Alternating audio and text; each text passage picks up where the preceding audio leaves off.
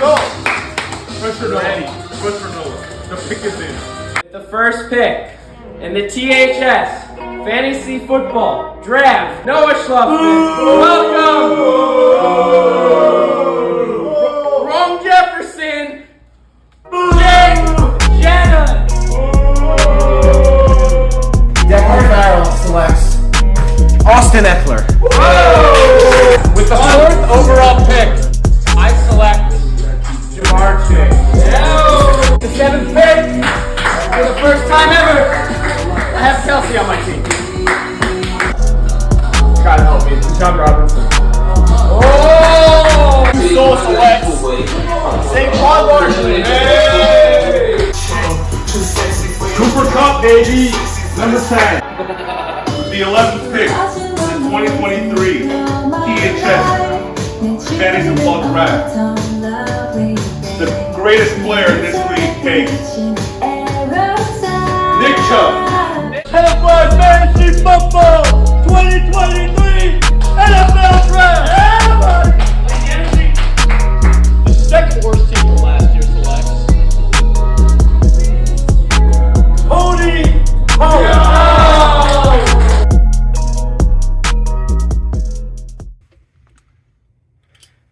Good morning, ladies and gentlemen. Have no fear, football is here. We are all about to embark on a magical journey called the NFL regular season.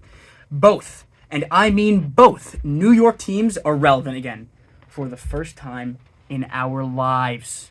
Every week, there will be shit going down at MetLife that we can actually care about. Danny Dimes and Saquon are trying to improve off a playoff win and positive record from last year by improving the offensive core and running with the bull for another season. On the other side of the aisle, Robert Habibi Saleh signed Aaron effin Rodgers to diva his way into the New York City metropolitan area and link up with Brees something.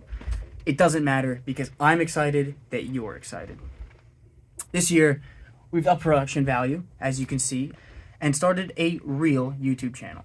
I'm calling it FWB, Football with the Boys. No pun intended. Each week, we're going to recap the league, fantasy and real, with funny skits and over-the-top editing. I've hired an intern to help me with post-production, and no, he's not getting paid.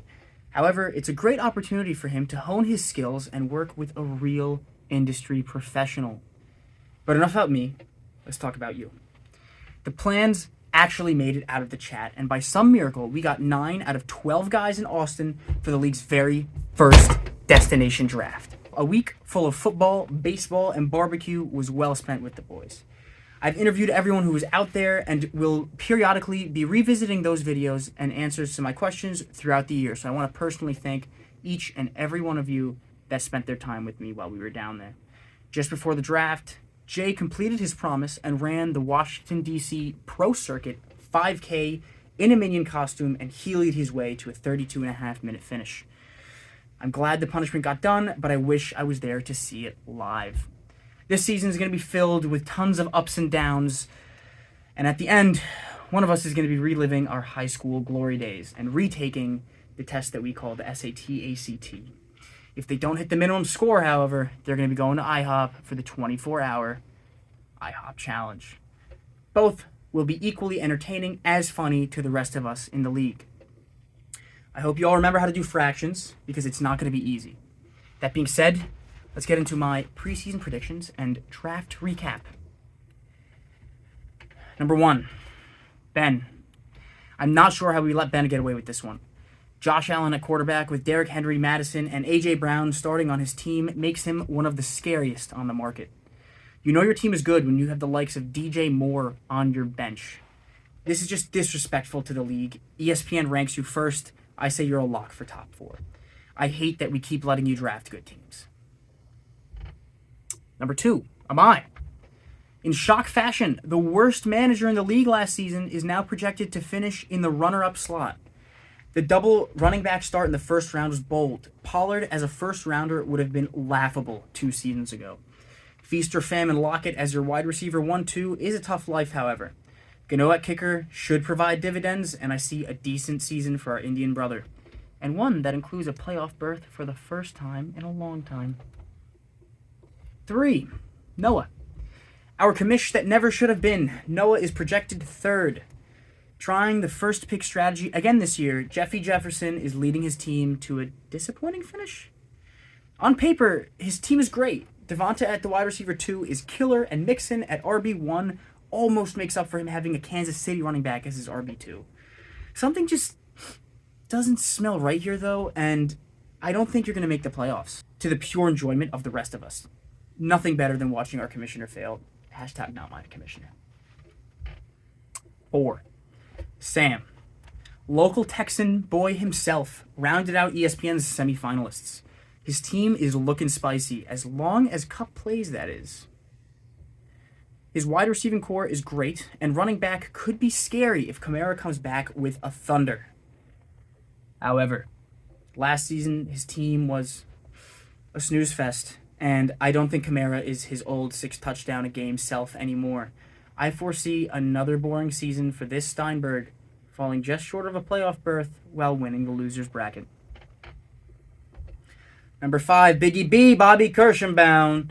The Philly cheesesteak connoisseur and future Ivy League lawyer is projected 5th by the executives at Disney ESPN.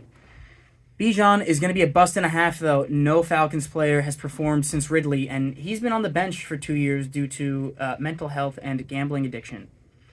You took leaps of faith throughout the draft, but your mid-picks were excellent in my opinion. DK, Darren Waller, and Amari Cooper will help bring your team to the playoffs at a smooth 7-7 record once again. Good luck. Number 6, Kyle. Honestly, I don't have much for you, Kyle. ESPN says 6th, right snag dab in the middle of the league, and I believe them. Our local Croat is going to be average, unless Kittle remembers that he's a top tight end again, instead of the shit that he pulled last year. But that's about it.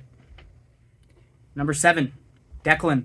Last year's Vegetarian Award strikes again with a formidable team and a fantastic draft.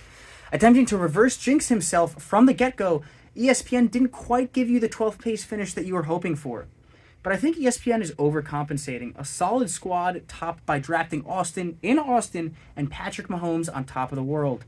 I think Connor is going to be fantastic this year on a struggling Cardinals side, at least for the first half. But come second half of the year, when the Cardinals suck and they're tanking for picks so that they can make a push next season with a healthy Kyler Murray, you're going to be missing out on an RB2 and banking on Kyle Pitts for points. Mid-level, first-round playoff exit are my thoughts. Number 8, Jack. Wacky Jackie on the attacky. The unluckiest of the bunch tried to draft conservatively, not reaching for the likes of Akers during the draft and diversifying his portfolio by ensuring he didn't draft wide receivers that were all on the same team. Wait, he actually did do all those things. And he has Kmet starting at tight end. I don't know how, but I'd be scared if I was a Bengals fan. Something's going down in that stadium that we've never seen before this year. 8th seems just about right, taking on 7 weeks of the highest points against due to the stars aligning for everyone else except for Jackie Boo Boo. Number 9, Jay. Jay drafted this year with one goal in mind: don't finish in last. While on his phone at the bar, you could see he wasn't at peak performance. Drafting Deshaun Watson in the 6th round while not seeing him play for 2 years is an impressive leap of faith for an organization that hasn't sniffed a playoff berth in many moons. Hopkins at the flex is cool, though, and Njoku at tight end is going to pay dividends for a few weeks at least. I see potential, and I mean one trade from the playoffs kind of potential. I'm impressed.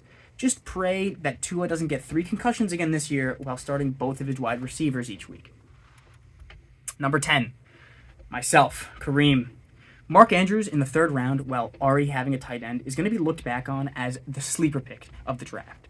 Lamar is back, older and less mobile. He's going to be throwing more than he used to, and Mark Andrews is on a contract year, not really, but he's hoping to make up for some lost time from last season.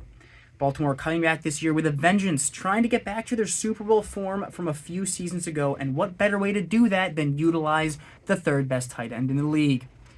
2 cooks in the kitchen at RB1 and 2, though, is going to hold me back from contending for the chip, but I'm one good waiver wire move away from pushing for a championship. You guys and ESPN don't know what you're talking about when you say that my team's not good. Number 11, Alex. Well. Look who's projected to finish below me. Again. For the second year in a row. Disney executives are smoking because Alex has never finished below 8th, and I don't think he's going to start now. Waiting to take a QB until the 13th round is an interesting move, though, but let's see how all of his sleepers perform this year. I mean, everyone knows that having an RB6 on your bench is worth more than having a good QB. And making a preseason trade with Biggie B shocked the league and rumbled the commissioner's veto power. But nonetheless, it stood, and he has his Korean kicker boy on his team who will 60-yard field goal his way into the playoffs. Chubb, Diggs, Watson, understanding that there was a tight end shortage at the time, and drafting Hodgkinson were all good plays by Sunbear. Alex made some professional draft moves this season, and as much as I don't like it, I like the drive. Good work.